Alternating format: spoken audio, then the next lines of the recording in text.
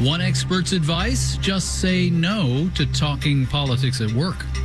Marketplace Morning Report is supported by C3 Generative AI. Verified, traceable answers, secure, hallucination-free, LLM-agnostic, IP liability-free. C3.ai. This is Enterprise AI. And by Rubrik. When cyber attacks put businesses at risk, Rubrik provides the power to bounce back fast. More at Rubrik.com. I'm David Brancaccio. First, the car is king in the swing state of Michigan, and yesterday Donald Trump spoke at the Detroit Economic Club with sweeping promises on tax and trade policy he said would shore up American car jobs. The Harris campaign preemptively enlisted the Auto Workers Union to argue some of Trump's plans are job killers. Here's Marketplace's Nancy Marshall-Genzer. Trump said he would make the interest on auto loans fully tax deductible. That would have to go through Congress, though.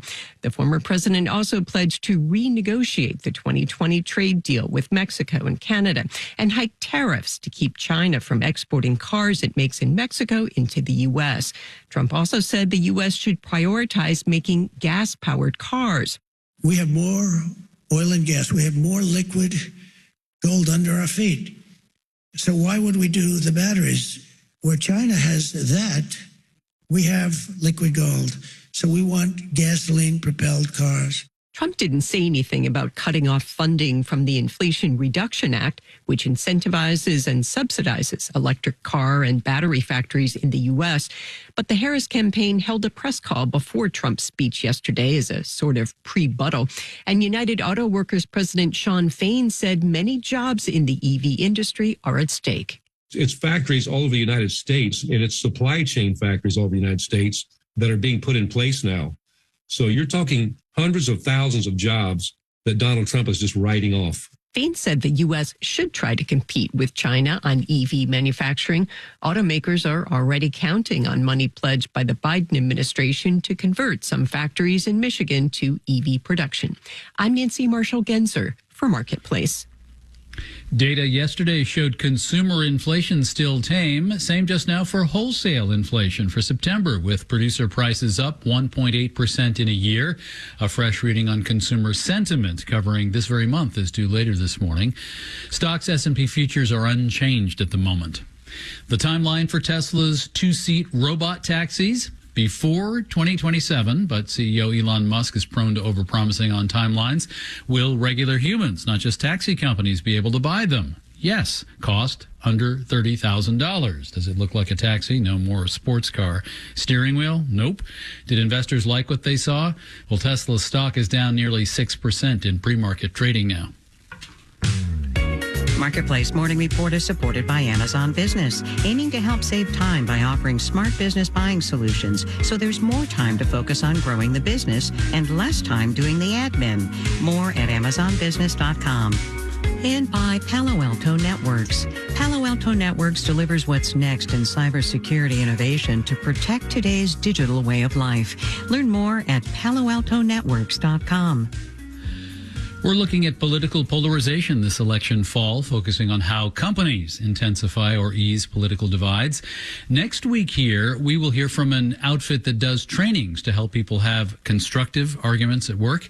Well, today, the argument for just not talking about politics or other divisive matters on the job. Ixnay on the Olix pay. Sean Westwood is director of the Polarization Research Lab out of Dartmouth. Professor, welcome. Great to be here. So, like, if an employee speaks up respectfully and says, look, that topic is inappropriate for the workplace, they won't be seen as an outlier or a freak. There'll be like a framework where other employees know that's kind of the approach that the company's looking for. Exactly. I think the idea is to set a norm of corporate political neutrality. So the workplace isn't going to be a place to have a debate on policy, and the company isn't going to try and support one side of an issue over another, knowing that no matter what it does, it's going to alienate some segment of the workplace. Instead, it's just going to say, that's not what we do here. Is there something in your research that leads you to believe this could actually work? I mean, it's essentially sort of everyone suppressing themselves, sublimating. That's often not healthy psychologically, but maybe it is healthy when you're talking about organization. So I don't think we're saying that you should suppress yourself. I think what we're saying is that when you want to have conversations about politics, you should do so off the clock or with your friends or your family and not necessarily in the workplace or with your coworkers. So I'm not suggesting that individuals deny their political preferences or their political identity, but just to say that in certain situations, it might be healthy to turn it off for a moment. You know, when you think of other very deeply held values that employees bring to the workplace, one would be their faith, their religion. And we often do recognize that that's not something we really want to start discussing in the workplace because you could inadvertently offend somebody. You certainly can't be seen to be proselytizing in the workplace. So maybe that's an analogy that helps us. We've decided that certain things are just going to generate tension and that are going to be counterproductive, religion being a good example of this. Politics, I think, should return to where it once was, when it was part of that list. For a long period of time, you didn't talk about religion or politics at work. You didn't talk about religion or politics at work. We've just softened the boundaries a little bit and allowed politics to creep into the workplace.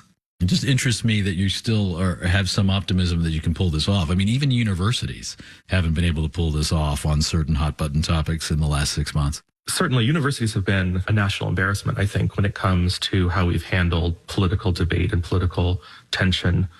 But there is a strong push to return to institutional neutrality at the university level. Harvard has made some advances there. The University of Chicago has long held that position. One could argue that the tensions that we've observed are because we've abandoned that framework and that we've moved to a system where universities are commenting on social divisions in a way that's going to inflame one subpopulation on campus and anger another. I think if we were to have had institutional neutrality in place, there would have been a much healthier university experience in the spring. Sean Westwood is director of the Polarization Research Lab at Dartmouth. Thank you for this. Yeah, it's been great. You can hear more from Sean Westwood about his lab's regular surveys on political polarization. It is bad, it's getting worse, but only a tiny percentage of people on each side believe in violence to promote political ends. Political polarization at the company level is what we're focusing on. Our pieces are accumulating under the Office Politics banner at marketplace.org. I'm David Brancaccio from APM, American Public Media.